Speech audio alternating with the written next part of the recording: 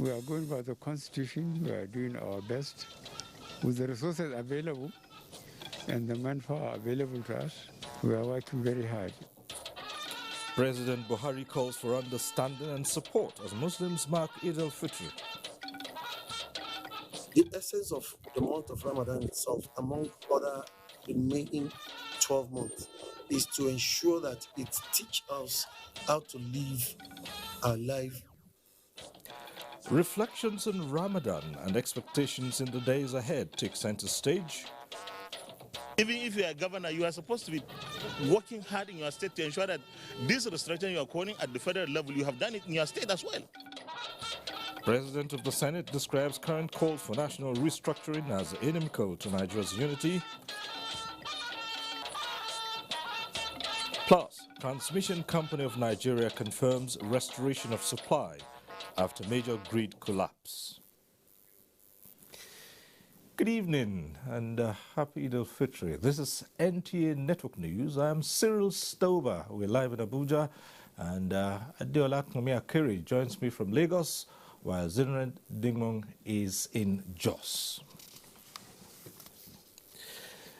Muslim faithful across Nigeria have joined their counterparts in the world over in observing Eid al-Fitr, marking the end of the month-long Ramadan fast. President Muhammadu Buhari, who worshipped at his official residence in Abuja, called for understanding, support and cooperation of Nigerians as law enforcement agencies intensify efforts at securing the country more effectively. State House correspondent Adam Musambu has the details.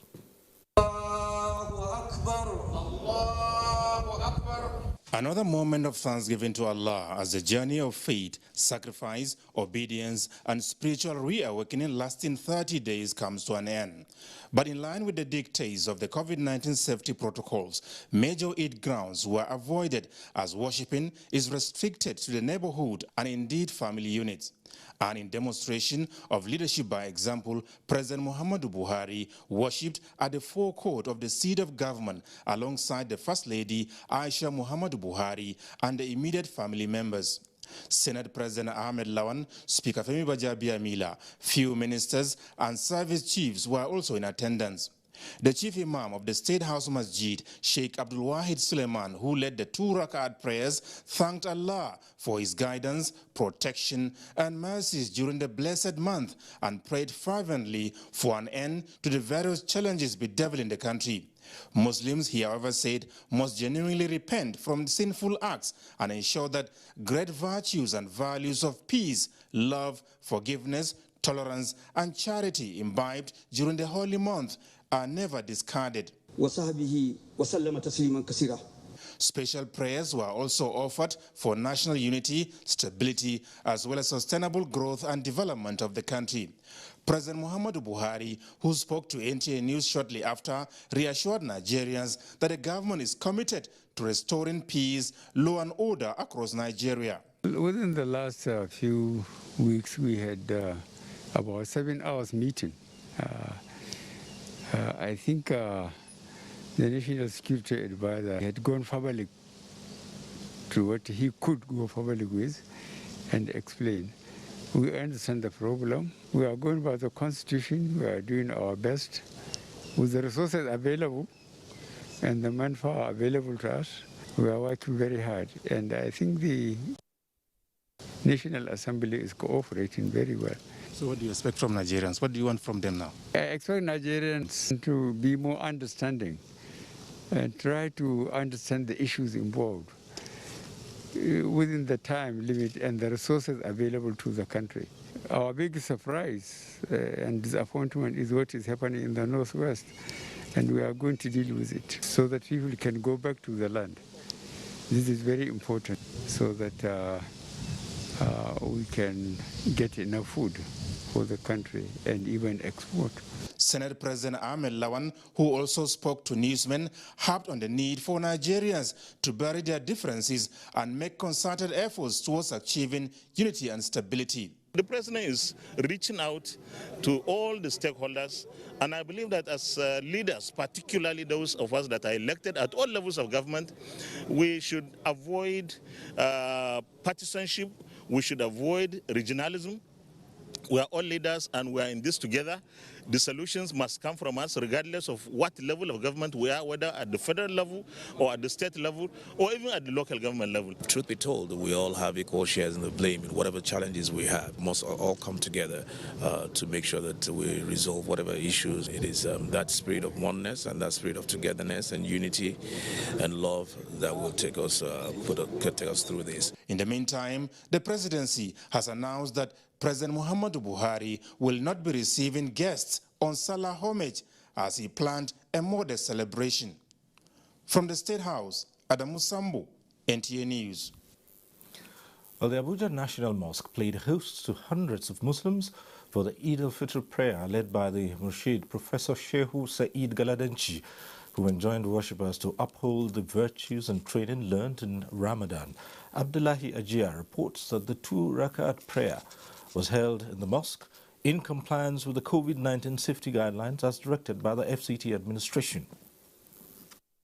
The day of Eid al-Fitr, a day of happiness and celebration for the Muslim community worldwide, having completed the 30 days of Ramadan fast, and faithful in the nation's capital Abuja converged on the premises of the National Mosque to observe the 2-rakat prayer led by the Murshid Professor Shehu Saeed Galadanchi.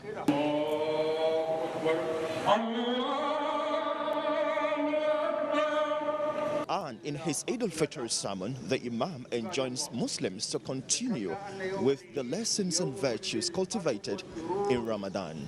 We learned all the important things during Ramadan. We learned to be very patient. We learned to be very honest. We learned to be very obedient. And we do hope that Allah will help our leaders, will help us to really deal with these challenges. But of course, everybody is responsible to participate in this. We thank Almighty God for sparing our life to see this day. Thank God for everything. God has been so merciful to us. In the end, the cleric, in optimism and hopes, prayed for Allah to intervene in the challenges of the country. From the National Mosque, Abuja, Abdullahi Ajia, NTA News. And as the 30-day Ramadan fast ends, the Muslim Ummah converged on various Eid grounds to thank God and pray for the development of the nation with messages dwelling on tolerance, peace and love. Elizabeth Mori compiled the reports from some northern states.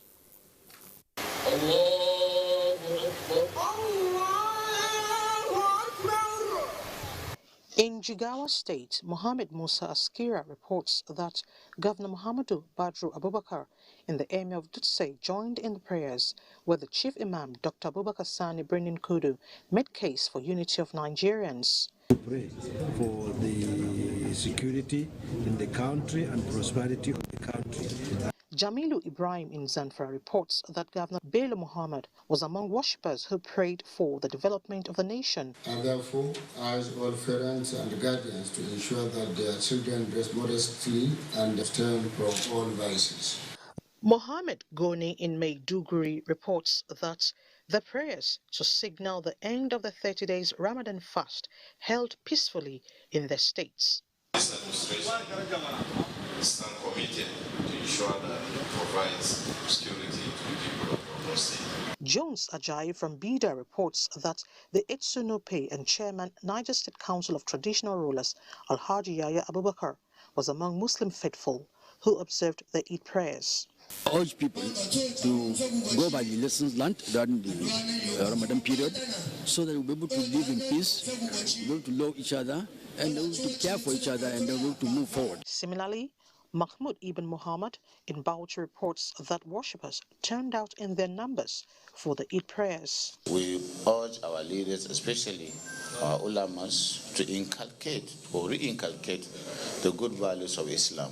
Also, Yusuf Jika from Yola reports that the celebration was peaceful in Adamawa State, with Governor Amadou Umaru Fintiri and Lamido Adamawa Barkindo Ali Mustafa joining in the Eid prayers. Let us do our best to ensure that we close the gap of differences, the gap of hatred, so that we can promote peace and unity in the country. From Jos, Caleb Goshen reports that the Chief Imam of Jos, Sheikh Lawal Adam, prayed for a more united Nigeria, and Governor Simon Bakulalong in his Salah message sued for peace for meaningful development. Francis Udojo reports that Governor Yaya Bello was among the worshippers who witnessed the celebration at the old stadium Lokoja. Must not listen to those that are beating drums or blowing whistle for war, or blowing whistle for crisis and crimes and criminalities. They may have their children and loved ones abroad, or they have enough to take care of them. But we don't have enough to take care of ourselves. We must come together and salvage this country. Joseph Zana Agambo in Jalingo reports that Muslims defied the early morning rain and joined their counterparts worldwide in celebrating Eid al-Fitr after the successful completion of the Ramadan fast. We call on the leaders, on the leadership, that they should try to be just. It is only justice that will bring back peace and tranquility in our society. Aliu Tijani Mohammed reports that the Emir of Lafia, Justice Sidi Baji Mohammed, the first, led the Eid prayers. Nigeria will always be better when we work together, love each other, accept and respect and appreciate our differences. The need to support government's efforts in tackling security challenges in the country was the thrust of the 7th Adesia's Eid al-Fitr in Mina. And may the blessing of the season bring peace back to our country. We are doing everything possible to ensure the stability and also to protect life and property. Dalhatu Abdullahi in Sokoto reports that Muslims in the state observed the Eid al-Fitr prayers peacefully. As an administration in Sokoto State, we have not rested on our hours in trying to mitigate these challenges by confronting them head-on. Muslims in Zaria observed the 2 Rakat prayers at Mala Musa Eid prayer ground, praying for progress in all sectors. I urge every citizen of Kaduna State to uphold peace and harmony. In Abuja, Elizabeth Omori, NTA News. Well, the situation was the same for the faithful in the southern axis of the country as adherents converged on various Eid grounds for special prayers. Olabode Arewa has the report. As a religious observance, the Eid al-Fitr provides opportunity for Muslims to renew their covenant with Allah in purity and piety as it marks the end of the Ramadan fast.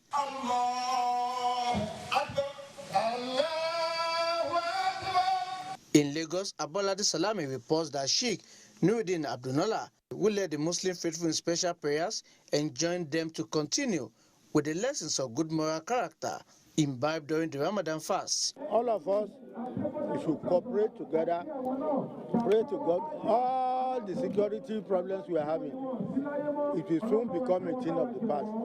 In Imo State, Doris Alex reports that Muslims in Owerri use the period of the Eid to continue in prayers for restoration of peace to troubled areas in the country. In Cross River State, Maureen Leo Ajom reports that the state government distributed palliatives while felicitating with the Muslim Ummah in the spirit of the season. From Asaba, Kelvin Ugbechi reports that the Muslim faithful use the Eid prayer to pray for peace and progress of Nigeria. In Ado-Ekiti, Ayodeji Ogunshaki reports that the Muslims use the Eid prayer to renew their faith in the tenets of Islam. Oduakobong Achibong reports from Edo State that prayers for the indivisibility of the country was highlighted as the Muslim Ummah observed Eid prayers which culminated the Eid al-Fitr celebration. BBC Deratede reports that Muslim faithful in Port Harcourt also joined others in marking the day. Islam, we are taught to to pray for our leaders, but not to disrespect them or not to accuse them or to curse them. Mabekuta and Nejabode, Yemidalimo and Joe Popola reports that Muslim faithful across Ogun State also observed the 2 Rakat Eid al-Fitr prayer for peace and stability. Larry Beleye and Olajide Bello also report on the Eid celebration in Ibadan and Ilorin. Olabode Arewa, NTA News. Nigeria's First Lady Aisha Muhammadu Buhari has emphasized the need for parents to intensify efforts towards guiding and protecting their children against abuse and other social vices to complement government's work in the provision of a safer and secure environment. The First Lady stated this in an interview shortly after the completion of the Eid al-Fitr prayer at the State House. Correspondent Aliu Kabir reports. The First Lady of Nigeria, Aisha Muhammad Buhari, accompanied by her family members and other Nigerian women, joined the President and other Muslim worshippers for the congregation of Eid al-Fitr prayer at the State House as part of the celebration marking the end of this year's Ramadan fast. Mrs. Buhari used the occasion to call on Muslim Ummah, especially the women folk, to uphold the lessons learned during the Ramadan fast and use it as their daily affairs for proper upbringing of their children. While congratulating the Muslim Ummah for the peaceful completion of Ramadan fast, Alhamdulillah, we thank the Almighty Allah for witnessing the end of Ramadan. I wish all Nigerian Muslims happy Eid al-Fitr. I would also like to convey my message to Nigerian women, strongly appealing to them to take responsibility of their children by guiding and protecting them against abuse and other social vices. They must watch movements within their neighborhoods and report suspected dealings. On the occasion of this year's Eid, after much fasting and prayer nationwide by our Muslim brothers and sisters, we look forward to God's mercy and grace on our nation and upon our people. At this time of great challenges in the nation, the fears and pain, the loss of lives and property may discourage us as well as break our hearts. But we must keep our focus on the great promises of God for our nation, peace, prosperity, and greatness of our nation. Enough of this banditry. Government alone cannot do it. We're appealing that all well-meaning Nigerians should speak out and expose all the evil ones within the society. We should all join hands. We should be prayerful so that all these criminal acts of banditry, kidnapping, all the social vices that are associated with our children, they should all shun it. The First Lady emphasized the need for Muslims to remain steadfast in prayer for peace, unity, and development of the country. From the State House, Aliu Kabir, NTA News. We'll take a break for some messages now. The news continues shortly. Thanks for staying with us. And still more on the Salah celebration. The All Progressives Congress celebrates with Muslim faithful and entire Nigerians on the occasion of this year's Eid al-Fitr after 30 days of abstinence from worldly pleasures and utmost devotion to Allah. In a statement, John James Akpandu-Adehe, National Secretary, Caretaker and Extraordinary Convention Planning Committee of APC, enjoined Nigerians to use the period to demonstrate the essence of Ramadan, which is about personal sacrifice and sharing with the less privileged. He urged Nigerians to use the occasion to pray for the leaders and the country's peace. Also in its Salah message, the People's Democratic Party urged Nigerians to use the occasion of the Eid al-Fitr as an opportunity to unite in confronting the challenges facing the nation. Spokesman for the PDP, Kola Ologbodeyo, in a statement stressed that the virtues of self-sacrifice, love, perseverance and inner peace embodied in the lessons of the month of Ramadan should continue to guide Nigerians as a people to face and overcome the challenges of terrorism, banditry, kidnapping, vandalism, as well as the menace of COVID-19 confronting the country. The Action Democratic Party also joined Muslim faithful the world over in celebrating the Eid al-Fitr. The party's national chairman, Yusuf Yabagi Sani, in a statement, lauded compatriots for their demonstrated faith in the country despite the seeming heightened economic and security challenges. Another group, the National Interest Forum, urged Muslims to use the occasion to pray for peace, unity, and progressive governance in Nigeria. The forum's chairman, Shitu Mohammed, enjoined Nigerians to embrace the spirit of love, tolerance, and forgiveness. Well, it is the expectation of every Muslim faithful to commit in totality to the worship of God during the month of Ramadan. But what is expected of them after that? Let's hear from Abdul Malik Hassan.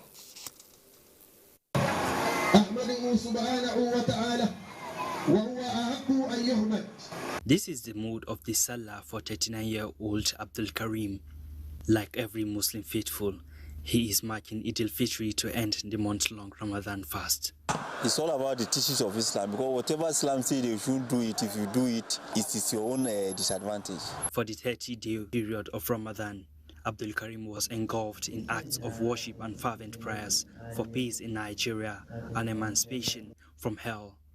Is he now returning to his normal life or maintaining the spirituality of Ramadan? Scholars have always admonished that the high sense of devotion, commitment and worships by faithful during Ramadan should be the standard at all times. Fasting and maintaining peaceful coexistence, all of these should be maintained, because the essence of the month of Ramadan itself, among other remaining 12 months, is to ensure that it teaches us how to live our life. Ramadan is not just like a college where all of us will be admitted, we learn in the month and we graduate. So when you go to school and you learn and you graduated, that studies must reflect in your future activities. So what that we have learned in the month of Ramadan, perseverance, endurance, almsgiving, charity, being fervent in the worship, we should try not to just allow it to remain in the month of Ramadan. It is also the prayers of scholars that Muslims focus on religious harmony and peaceful coexistence for the country to develop. In Abuja, Abdul Malik Hassan, NTA News. Now, while most Muslims in urban centers and communities were fortunate enough to engage in the Eid al-Fitr festivities in their homes, NTA took its camera to various internally displaced persons camps in the Federal Capital Territory to see how the less privileged were celebrated. Ruth Aguele reports.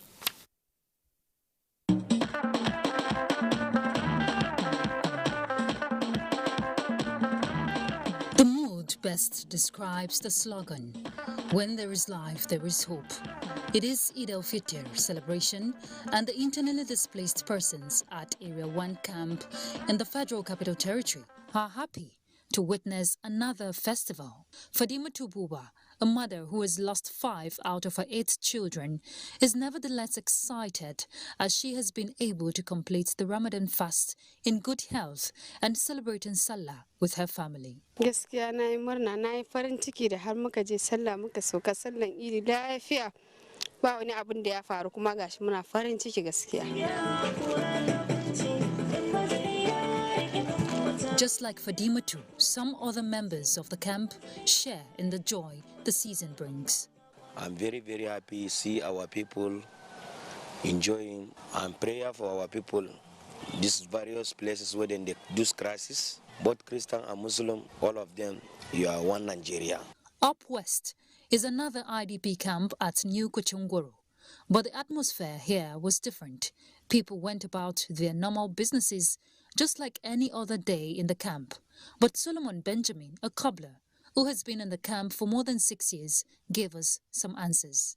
Out of 100%, 90, especially 80% are Christian.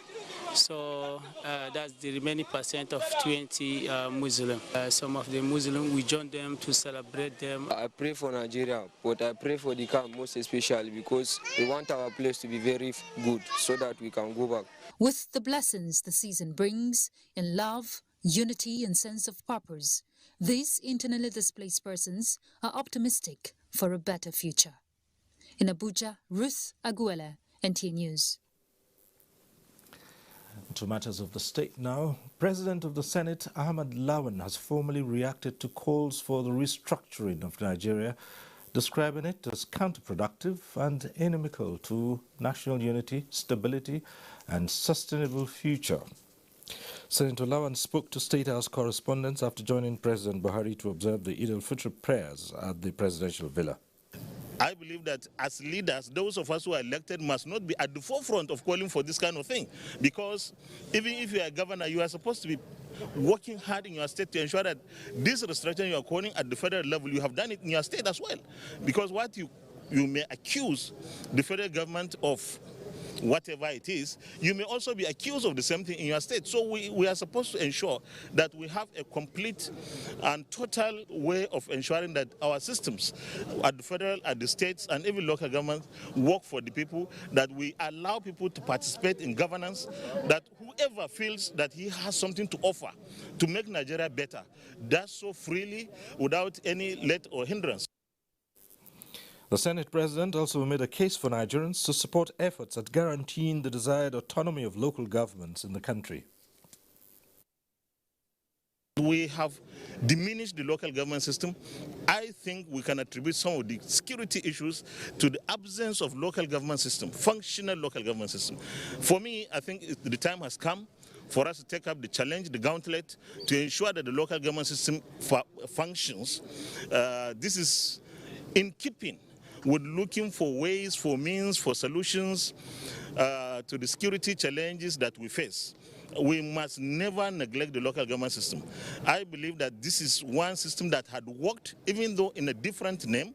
When it was Native Authority, it was very effective, very efficient. So we must go back to our local government system to ensure that the local governments continue to be autonomous, continue to be functional in order to complement whatever the states and the federal governments will be doing. In the meantime, the Buhari Media Organization has asked state governors, politicians and political office holders to stop playing to the gallery and do the right thing by channeling their thoughts and desires appropriately. The group gave the advice in its reaction to the demand by southern state governors for the devolution of power, state police and new revenue allocation formula, among others. A statement by its chairman, Niya Kinshiju, and Secretary Cassidy Madueke indicates that the National Assembly is the right place for the 17 state governors who met recently in Asaba Delta State to table these demands, and that anything short of that will amount to playing to the gallery. Like many Nigerians, the group says it is excited that governors from southern Nigeria set aside party differences to meet recently on critical national issues and agreed on some salient points. But surprisingly, they made some demands which are tied to a national dialogue. BMO said while it was not privy to discussions that preceded the demand for restructuring, it found it rather strange that a gathering of governors that included at least 5 former federal lawmakers chose to ignore the place of the National Assembly in constitutional amendment, but opted for what is clearly not recognized as a legal body for constitution matters. The Transmission Company of Nigeria, TCN, says it has restored bulk power to all the 330 kV transmission stations across the entire grid by 5:54 p.m. yesterday, following system collapse that resulted in power outage in most parts of the country. TCN says the 330 kV substations feed 132 kV substations through which distribution companies offtake electricity and deliver to customers. Confirming the development, one of the distribution companies, Abuja Electricity Distribution Company, AEDC, says power supply has been restored in all its franchise areas. TCN had on Wednesday reported total system collapse of the grid as a result of voltage collapse at some parts of the grid, with a commitment to restoring full supply as soon as possible.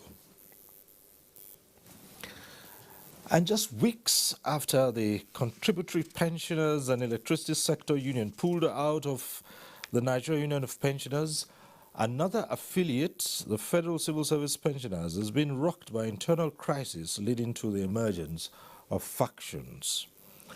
The newly appointed caretaker committee in the last National Delegates Conference of the NUP held last month is claiming to be the authentic group since the previous EXCO was dissolved due to misconduct.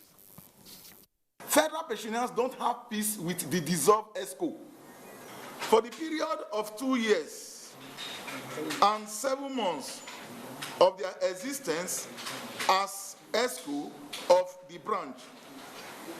The said officers only worked for their egocentric and selfish interests, ignoring the plight and agony of the pensioners. Claims and counterclaims by the various factions revolve around the issue of marginalization, exclusion, high-handedness, and lack of remittance dating back to 2006. The previous EXCO said unless Nigeria Union of Pensioners reverts to directives given by the Labour Ministry, they will form a new union. On the 18th of July 2018, we are able to get our autonomy. After Minister of Labour queried them, this is the query. The query is here.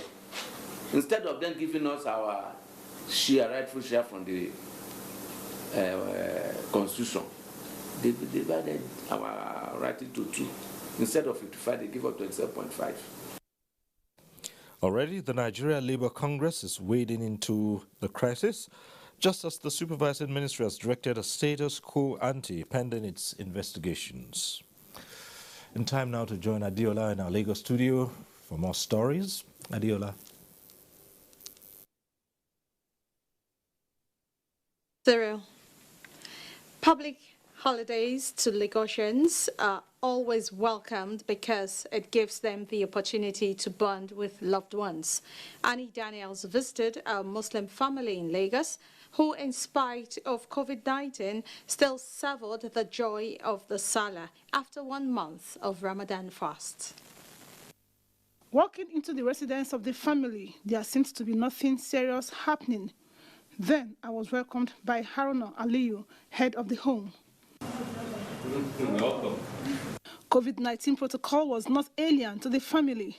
Aliyu brought us up to speed with the family's experience during the Ramadan fast. And we are able to perform all we are supposed to do within the Ramadan regulations, and we hope Allah will accept it as an act of worship. Did you fast? Yes. From when to when? From the first one to the second to the third to the last one. So tell us about it. How did you feel? So hungry. Now I only feel tasty. When you feel tasty, what do you do? I went to the room and sleep. The baby of the house, 3-year-old Zainab Haruna Aliyu, was all over the place, playing her age. Did you fast? But for COVID-19 and other issues, the family would have been somewhere else celebrating the Salah. We will visit some of our neighbors and friends that are in Lagos and those that are not far from us here, but not like what we wish or want it to be. The Aliyus settled down to meal and insisted I join them. So I did just that. The joyful ambience in the home of the Aliyus is a clear indication that Salah is one celebration Muslims look forward to annually.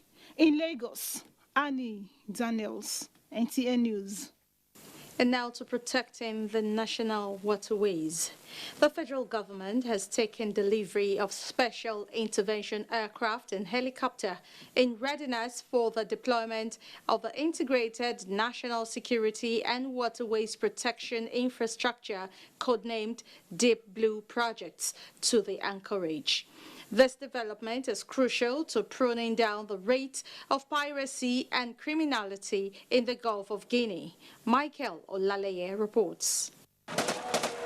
This is one of the horrible scenes that have continued to threaten peace and investment opportunities in the Gulf of Guinea. The development stimulated a counter-approach from government with the institution of a maritime security infrastructure to safeguard the country's exclusive economic zone. So far, 16 armored vehicles, 4 unmanned air drones, 17 fast interceptors, 2 special mission vessels, 1 special mission aircraft and helicopters have been procured across 3 categories of the platform. The arrival of these aircraft and helicopter signals the fulfillment of the ministerial order on the prompt completion of the projects. In February, the President directed that whatever asset we receive, we should deploy those assets to man the special anchorage area. While the facilities are yet to be fully integrated and deployed, there is a downward trend in cases of maritime attacks in the country, so that less than 5 cases were recorded across 3 months in 2021, but the supervising agency is still not relenting and has signed a memorandum of understanding with the International Coordinating Center to make the Deep Blue project active within the Gulf of Guinea. This framework is going to take 9 countries of West and Central Africa. The issue of these platforms is not only restricted on piracy, armed robbery, as you mentioned, pipeline vandalization, pollution, prevention and control. All these assets are meant for that. The Deep Blue project is a product of interagency collaboration with more than 500 special troops on board. In Lagos, Michael Olareye, NT News. And those are our reports from Lagos. We shall be taking another commercial break, but before then, let's quickly wish our Muslim brothers and sisters Ramadan Kareem.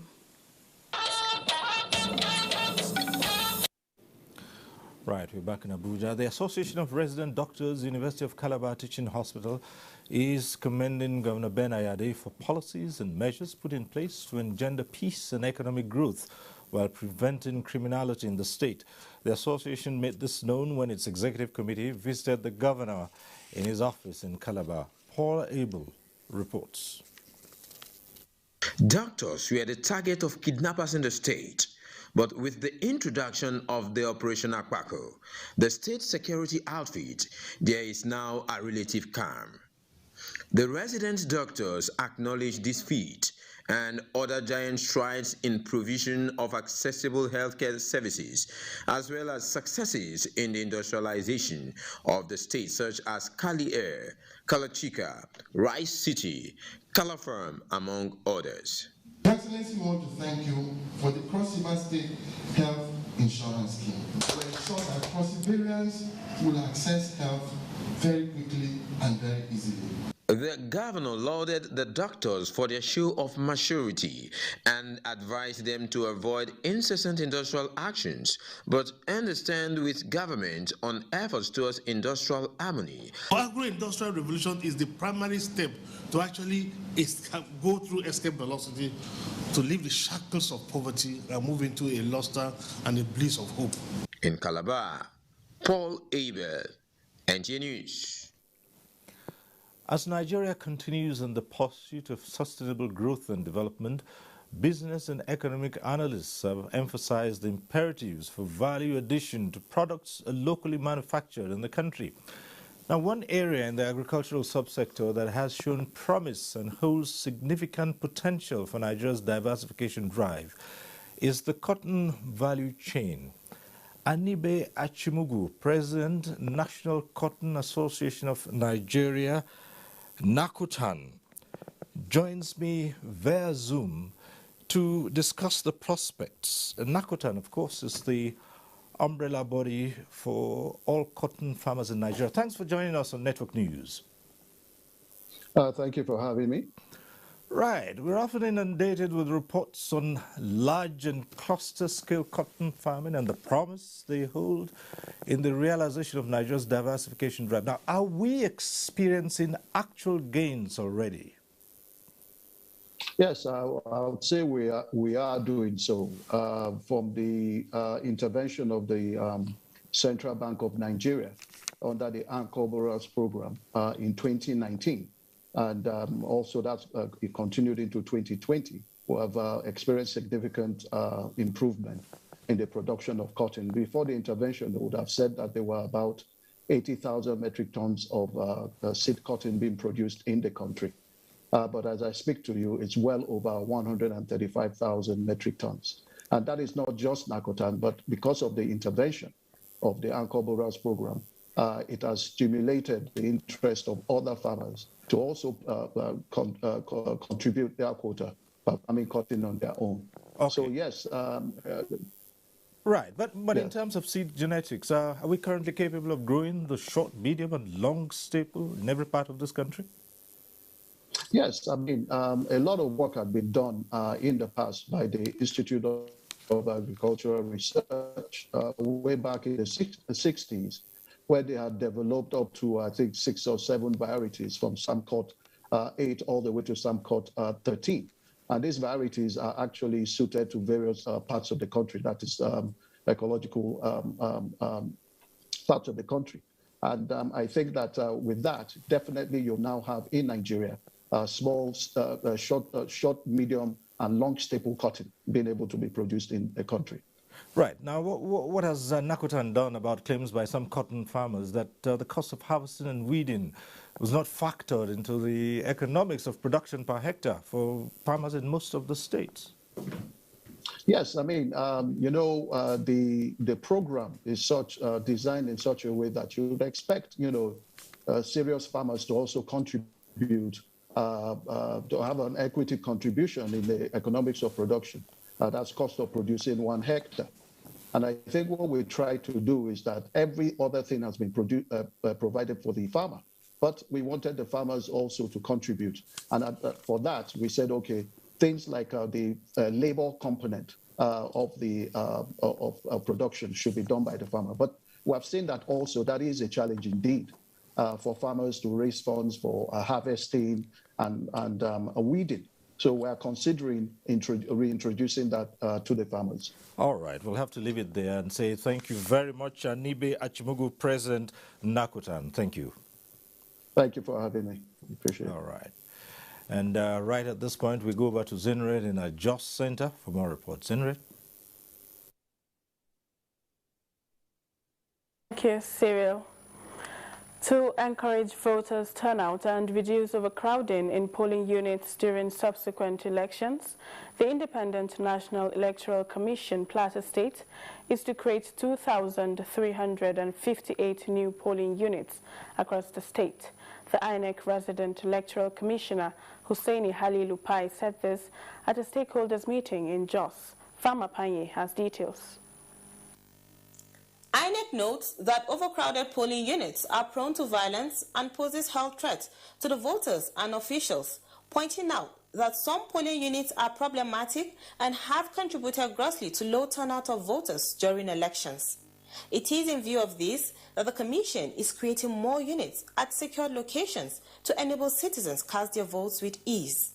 The Commission has now reduced the threshold from 500 to 750. The exercise includes the location of new and existing polling units to places where they better guarantee voter access and support compliance with excellent legal framework for the conduct of elections in Nigeria. The stakeholders meeting was attended by security personnel, traditional leaders, religious leaders, party stalwarts and members, all applauding the Commission's initiative. In Jos, from Apanyi, NTA News. Plateau State Governor Simon Bakola-Long says he will prevail on the 36 governors in Nigeria to domesticate the people with disability law towards improving their well-being. This was when he received the Executive Secretary of the National Disability Commission, James Lalu, in Jos. Cameron Kaneng-Ladoja reports. Plateau State is one of the states that signed the Disabilities Rights Law in view of its uncommon passion and commitment towards alleviating their plight. Governor Lalong appreciated President Muhammadu Buhari for creating the National Disability Commission, which has captured the needs of persons with disabilities. I'll take up the matter to the Governor's Forum. Let it be a condition, because I know that you are in the budget now. And when they were looking for an office, I said, look, if they run an office, they should give an office, Plateau like an office. The executive secretary of the commission, who led other board members of the commission, thanked President Muhammadu Buhari for appointing him to head the over 31 million Nigerians living with disabilities. Governor Lalong the executive secretary noted, has demonstrated uncommon passion and commitment towards alleviating their plight. As the chairman of the Northern Governors Forum, we are requesting if you want to help us as we struggle for the domestication of the National Disability Act. In Jos, Ekemarin Kading Laduja, NTA News. We'll take another break now. Network news continues thereafter.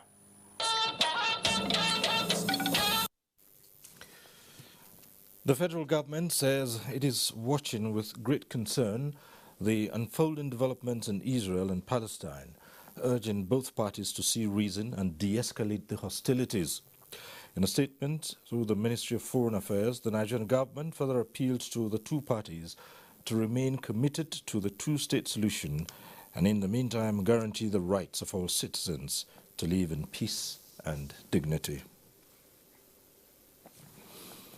President Muhammadu Buhari has described the death of a former Chief of Defense Staff, Lieutenant General Joshua Dogon-Yaro, as a great loss to Nigeria in view of his patriotic sacrifices in defense of its unity and territorial integrity. In a statement by his Senior Special Assistant on Media and Publicity, Garba Shehu, the President says, as a thoroughbred soldier, the late General Dogon-Yaro had professionally distinguished himself in the course of his military career and made immeasurable contributions which will be remembered for years to come. President Buhari also extends deepest condolences to the government and people of Plateau State on the passing of the legendary general. He prays Almighty God to bless the soul of the departed and grant his family the fortitude to bear the loss. And as tributes continue to pour in following the death of Lieutenant General Joshua Nimiel Dogon-Yaro, Joshua Ojito takes a look at the life and times of the late military tactician. Yaro was born on September 12, 1940 in Vom, Plateau State. He died at the Jos University Teaching Hospital where he was admitted after a brief illness. General Dogon-Yaro was a member of what is referred to as the Langtan Mafia in Nigeria's military cycle. He attended Boys Secondary School, Gindiri, Nigeria Defense Academy, NDA, Kaduna, Nigerian Army School of Infantry, Jaji, and National Institute for Policy and Strategic Studies, NIPS, Kuru, Jos. The former Principal Staff Officer, Headquarters, Nigerian Army Armored Corps, also commanded the 24 Armored Brigade, among various command duties. He was Task Force Commanding Officer, 203 Armored Battalion, on the Peacekeeping Force in Chad, a member of the Armed Forces Ruling Council in 1985, General Officer Commanding 2nd Mechanized Division, Ibadan, 1987, General Dogon-Yaro, a former ECOMOG commander, retired in 1993. Meanwhile, Plateau State Governor Simon Bakola Long has acknowledged the immense contribution of former Chief of Defense Staff General Joshua Nimiel Dogon-Yaro in finding lasting solution to the security challenges of his home state, Plateau. He confirmed the commitment of the deceased towards the defense of Nigeria's territorial integrity, as well as ensuring its peace and unity. In Abuja, Joshua Ojito, NTA News. Sports now with Ayodeji Makinde. Thanks, Cyril. The Ministry of Youth and Sports Development has unveiled a comprehensive plan for Team Nigeria towards a podium success at the Tokyo 2020 Olympics. According to the roadmap released by the Permanent Secretary of the Ministry, Nebulisa Anako, the final stage of local campaign will take place from May 15 to July 6 in Bayelsa State, Abuja, Lagos, and Port Harcourt. Track and field National Olympic trials take place from June 17 to 19, while African Athletics Championship is slated for June 22 to 26, 2021. The last phase of the campaign will be in Kisarazu, Japan, from July 3 to 23, when the first batch of athletes will enter the Games Village for the Olympics proper. Nigeria will present about 80 athletes in 10 sports at the Tokyo 2020 Olympics.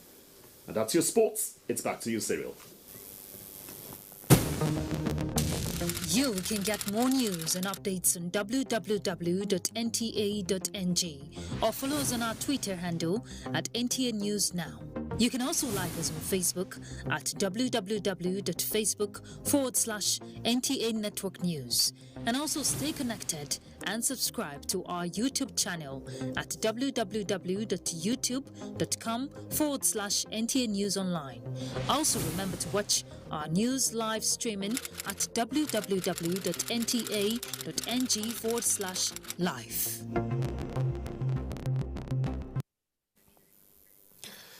And that concludes Network News tonight. But remember to be a star. Stand with the NTA against rape and rapists. I'm Cyril Stover. Enjoy the rest of your Salah celebration. Good night.